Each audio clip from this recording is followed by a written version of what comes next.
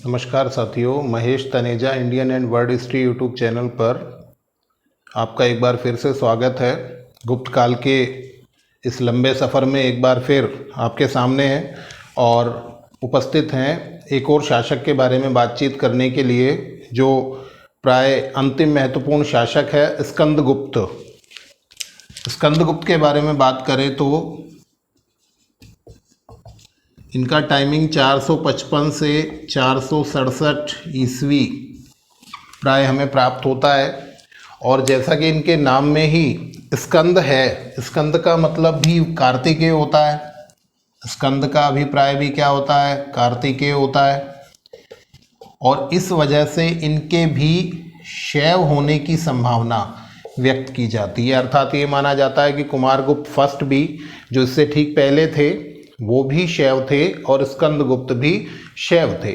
और इस बात का एक बड़ा प्रमाण हमें प्राप्त होता है कि स्कंदगुप्त ने वृषभ प्रकार के सिक्के चलाए। वृषभ या नंदी बैल प्रकार के सिक्के चलाए।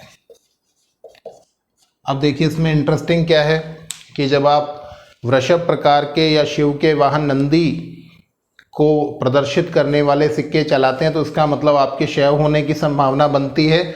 और यही मैं आपको दोनों का कंपैरिजन बताऊं। कुमारगुप्त फर्स्ट से पहले जो शासक हुए उन्होंने तो गरुड़ को राजकीय चिन्ह बनाया। कुमारगुप्त फर्स्ट ने जो सिक्के चलाए नए, वो थे मयूर प्रकार के। और यहाँ पर स्कंदगुप्त जो चला रहे हैं, तुलना कर लीजिए, वो चला रहे हैं वृषभ प्रकार के। अब देखिए, वृषभ किसका वाहन? शिव का। और मयूर किसका वाहन? कार्तिकेय का। तो आपको ये ध्यान रखना है यहाँ पर कि ये रिवर्स है। रिवर्स का मतलब क्या है? कुमारगुप्त फर्स्ट पिता हैं तो वो पुत्र प्रकार के सिक्के चला रहे हैं, अर्थात कार्तिकेय के मयूर प्रकार के सिक्के। और स्कंदगुप्त पुत्र हैं तो वो पिता प्रकार के, अर्थात शिव के वाहन वृषभ के सिक्के यहाँ पर चला रहे। तो इसको आप बिल्कुल क्रॉस टैली करते हुए आगे बढ़ जाएंगे और ये स्पष्ट हो जाएगा कि यहाँ पर स्कंदगुप्त के शैव होने की संभावना है। ठीक है, यहीं पर बातचीत में जब हमने वृषभ प्रकार के सिक्कों को देखा तो इनके दो प्रकार के सिक्के और फेमस हैं, वो भी यहाँ डिस्कस कर लेते हैं। राजलक्ष्मी प्रकार और वेदिका प्रकार। बस और बहुत ज़्यादा डिटेल में हमको जाने की ज़रूरत नहीं है। राजलक्ष्मी प्रकार और वेदिका प्रकार के सिक्के और वेरी फर्स्ट जो आपको बताए गए वृषभ प्रकार के सिक्के, ये तीनों ही प्रकार के सिक्के चलाने का श्रेय स्कंदगुप्त को दिया जाता है। अब बात करते हैं स्कंदगुप्त की उपाधियों की। और यदि हम उपाधियों की बात करें तो एक तो इन्हें शक्रोपम कहा गया है। शक्रोपम का मतलब क्या है? देखिए, शक्रादित्य अपन पढ़ चुके हैं। शक्रादित्य हमने पढ़ा था। शक्रादित्य किसे कहा? हेनसांग ने शक्रादित्य कुमारगुप्त फर्स्ट को कहा। यहाँ हम बात कर रहे हैं शक्रोपम की। और शक्रोपम इन्हें कहा गया है कहोम अभिलेख में। शक्र के समान, जिसकी शक्र से तुलना की जाती है, अर्थात इंद्र से तुलना की जाती है, और वहाँ पर था शक्रादित्य। तो ये मिक्सअप नहीं करना है, आपको ध्यान रखना है। कहोम अभिलेख में शक्रोपम। इसके अलावा क्रमादित्य एक उपाधि मिलती है इनकी, एक उपाधि मिलती है हुणारी और एक उपाधि विक्रमादित्य। ठीक है, तो अब इसमें आप देख लीजिए, शक्रोपम, क्रमादित्य, हुणारी, हुणों को पराजित करने के कारण, हुणों को पराजित करने वाला पहला गुप्त काल का शासक कौन है? तो वो स्कंदगुप्त है। बिल्कुल स्पष्ट होना चाहिए यहाँ पर। हुणारी, हुणों का शत्रु है ये। और विक्रमादित्य की उपाधि भी चंद्रगुप्त सेकंड के बाद यहाँ पर विक्रमादित्य की उपाधि भी आपको देखने को मिलती है। तो ये सारी की सारी उपाधियाँ किससे संबंधित है? स्कंदगुप्त से संबंधित हैं। स्कंदगुप्त की उपलब्धियों को यदि और देखने की कोशिश करें तो स्कंदगुप्त ने अयोध्या को अपनी राजधानी बनाया। आपको याद होगा, हमने इस पे लास्ट क्लास में डिस्कस किया था कि इससे पहले दूसरी राजधानी के रूप में चंद्रगुप्त सेकंड ने उज्जैन को राजधानी बनाया था। और अब अयोध्या को राजधानी बनाने का श्रेय किसे दिया जाता है? स्कंदगुप्त को। इसके अलावा बात करें तो इन्होंने चीन के साथ राजदूतीय संबंध रखे हैं। चीन के साथ राजदूत संबंध रखने का श्रेय किसे दिया जाता है? तो वो दिया जाता है स्कंदगुप्त को। इसके अलावा स्कंदगुप्त ने हूणों को पराजित किया और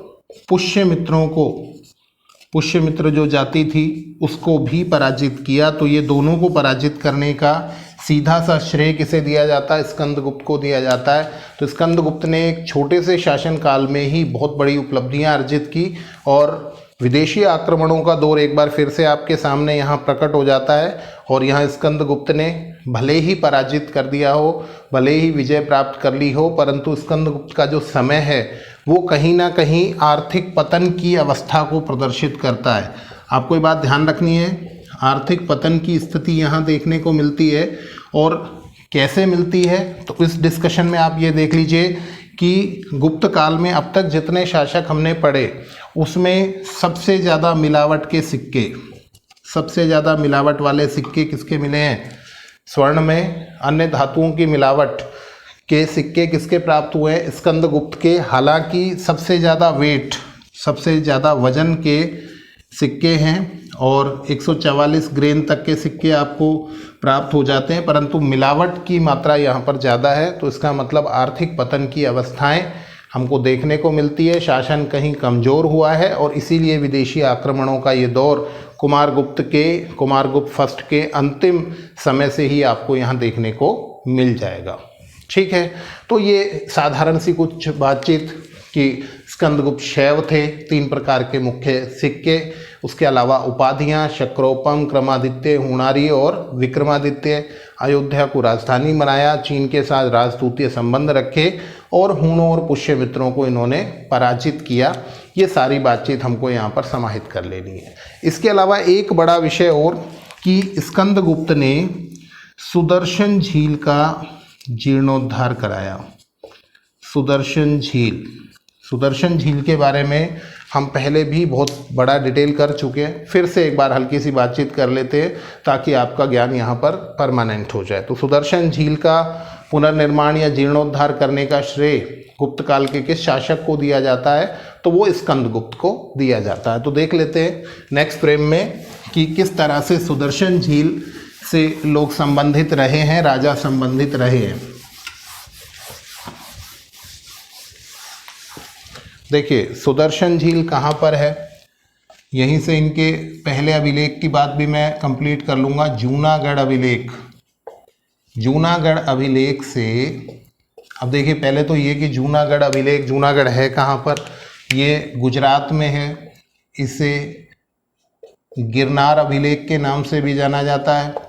और ये जूनागढ़ अभिलेख मूलतः रुद्रदामन का है। किसका है? रुद्रदामन का है। रुद्रदामन कौन थे? शक शासक थे, उनका जूनागढ़ अभिलेख है जिसमें सौराष्ट्र गुजरात की सुदर्शन झील के बारे में उल्लेख मिलता है। सौराष्ट्र गुजरात में एक किसानों के हित में एक सुदर्शन झील बनवाई गई थी, उसके निर्माण के संबंध में विस्तृत विश्लेषण हमें प्राप्त होता है। ये सुदर्शन झील, और इस सुदर्शन झील के बारे में क्या क्या उल्लेख मिलता है? ये मिलता है कि सबसे पहले इसका निर्माण जो है वो मौर्य काल के राजा चंद्रगुप्त मौर्य ने कराया। ठीक है, चंद्रगुप्त मौर्य ने इसका निर्माण कराया था सुदर्शन झील का अपने राज्यपाल पुष्यगुप्त के माध्यम से। ठीक, फिर उसके बाद क्या मिलता है कि इसका जीर्णोद्धार कराया गया। जीर्णोद्धार का मतलब मरम्मत कराई गई मौर्य शासक अशोक के द्वारा, और इस समय थे तुषास्प। राज्यपाल कौन थे सौराष्ट्र गुजरात के? वो थे तुषास्प। थर्ड, यहाँ पर एक और जीर्णोद्धार की बात हमें देखने को मिलती है, जो शक शासक रुद्रदामन ने, जिनका जूनागढ़ अभिलेख है, उन्होंने इसका जीर्णोद्धार कराया और या पुनर्निर्माण कराया। और इस समय जो राज्यपाल थे उनका नाम था सुविशाख। ठीक है, सुविशाख। और लास्ट यहाँ पर हमको जो मिलता है वो ये, अब देखिए रुद्रदामन तो यहीं तक लिखवाएंगे, उसके बाद रुद्रदामन कि मृत्यु हो जाएगी तो ये अभिलेख जो है अधूरा रह जाएगा, इसमें जगह खाली थी। इस खाली जगह का इस्तेमाल किया किसने? स्कंदगुप्त ने।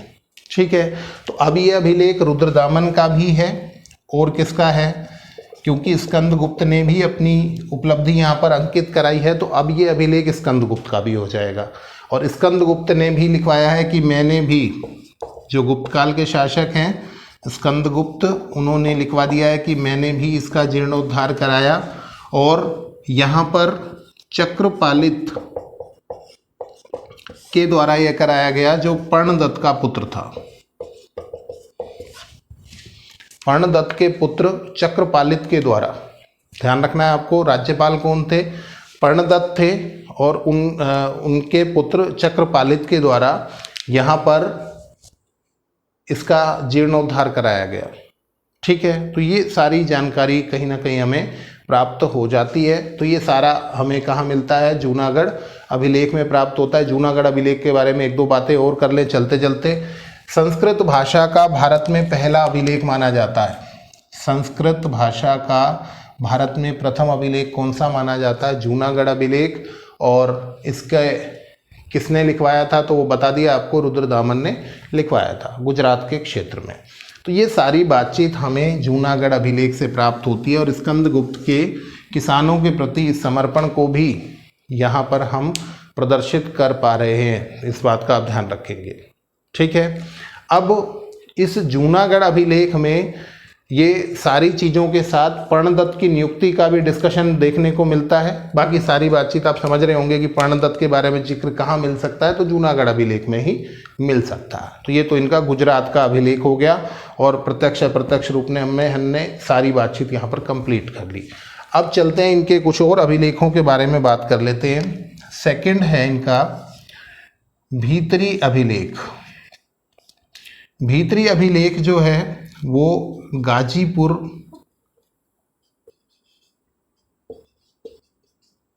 यूपी। भीतरी अभिलेख कहाँ पर है? ये गाजीपुर यूपी में है। और आपको बता दें, अगर आपसे ये कहा जाए कि स्कंदगुप्त की उपलब्धियों का मूलतः कौन सा अभिलेख गवाह है, तो आपको बताएं सबसे ज़्यादा उपलब्धियों का उल्लेख हमें यहाँ पर भीतरी अभिलेख में ही प्राप्त होता है। और इस अभिलेख में ही हूणों को पराजित करने का स्पष्ट वर्णन, हूणों को पराजित करने का स्पष्ट उल्लेख हमें प्राप्त होता है। कौन से अभिलेख के अंदर? तो आपको ध्यान रखना है कौन सा अभिलेख है वो अभिलेख है इनका भीतरी अभिलेख। ठीक है, इसके बाद चलते हैं एक और अभिलेख की बात करते हैं, क्योंकि हम बातचीत कर रहे हैं यूपी के बारे में, तो यूपी के ही एक और अभिलेख की बात करते हैं, कहोम अभिलेख की। कहोम अभिलेख गोरखपुर यूपी। ठीक है, ये थोड़ा सा मिलता हुआ सा गाजीपुर गोरखपुर, ये भी यूपी का। इस कहोम अभिलेख में पहले तो हमने आपको ये बताया कि इसे स्कंदगुप्त को इन्हें शक्रोपम कहा गया। क्या कहा गया? शक्रोपम, मतलब शक्र के समान उपमा की गई है, तुलना की गई है किससे? इंद्र से। तो शक्रोपम कहाँ नाम मिलता है, उपाधि कहाँ मिलती है? तो वो कहोम अभिलेख में। और इसके अलावा यहाँ पर उल्लेख मिलता है कि दुर्जनपुर में 5 जैन तीर्थंकरों की मूर्तियाँ, इसका जिक्र हम हल्का सा कर चुके हैं। दुर्जनपुर में 5 जैन तीर्थंकरों की मूर्तियों का यहाँ पर उल्लेख मिलता है। और ये किसने बनवाई थी? ये मद्र नाम के व्यक्ति ने बनवाई थी। इन मूर्तियों पर जो अभिलेख है वो ब्राह्मी लिपि में है। और कभी डेप्थ में आपसे पूछ ले कि ये कौन कौन से 5 तीर्थंकर हैं, तो आपको बता दें ये हैं आदिनाथ, शांतिनाथ। बड़े एग्जाम में, नेट जैसे एग्जाम में ऐसे क्वेश्चंस आ जाते हैं। आदिनाथ, शांतिनाथ, नेमिनाथ, पार्श्वनाथ और महावीर। इन 5 तीर्थंकरों की जैन मूर्तियां जो बनाई गई, मद्र नाम के व्यक्ति के द्वारा स्थापित कराई गई, वो उसके बारे में यहाँ पर उल्लेख हमें कहोम अभिलेख से प्राप्त होता है, और यूपी के दोनों अभिलेख आपको ध्यान रखने हैं, ये इम्पोर्टेंट हैं, इनमें विशेष जानकारियाँ हमें देखने को मिल जाती है। अब चलते हैं भैया, इसके बाद एमपी के 2 अभिलेखों को पढ़ लेते हैं। और एमपी का एक अभिलेख है सुपिया का अभिलेख। सुपिया का अभिलेख ये रीवा रियासत में, एमपी में, और इस सुपिया अभिलेख के अंदर हमें ये मिलता है कि जो गुप्त वंशावली है वो घटोत्कच से प्रारंभ है।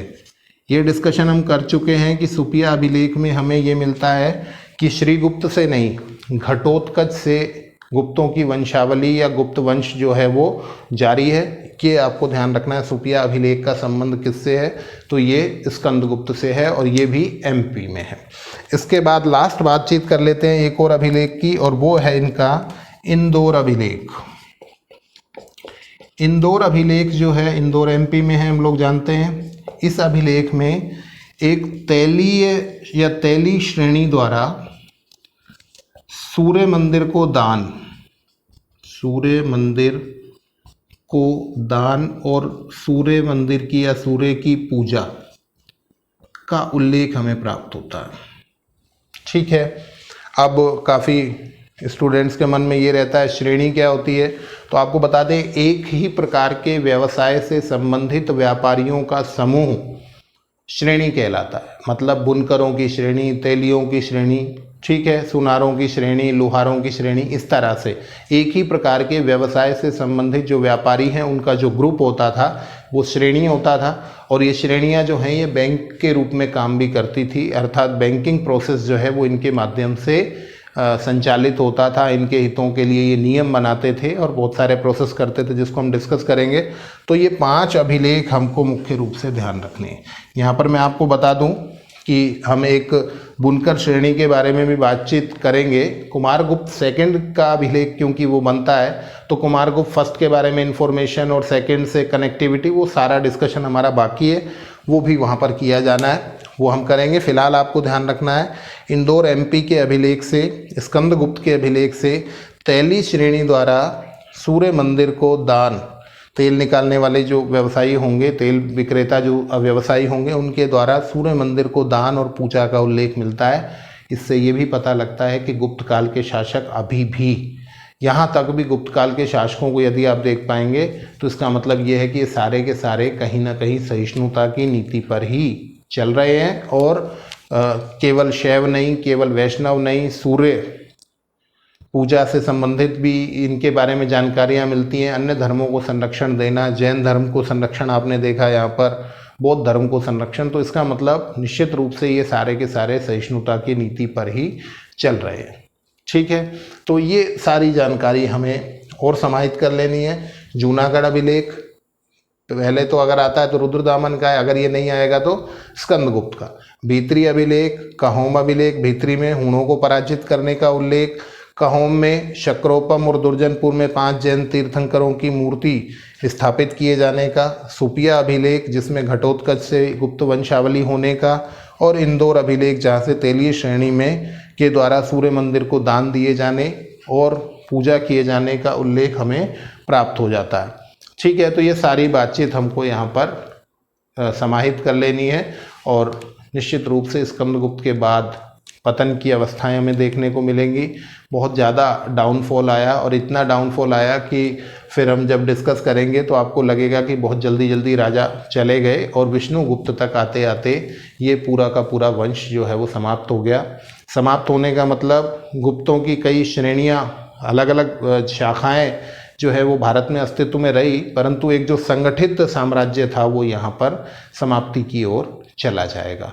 तो नेक्स्ट वीडियो में हम बात करते हैं अंतिम कुछ शासकों के बारे में और गुप्त साम्राज्य के पतन के बारे में डिस्कशन कि क्यों इतना बड़ा गुप्त साम्राज्य पतन की ओर चला गया। ठीक है, तो आप लोग जुड़े रहिए Mahesh Taneja Indian and world history YouTube channel से। बहुत सारा धन्यवाद।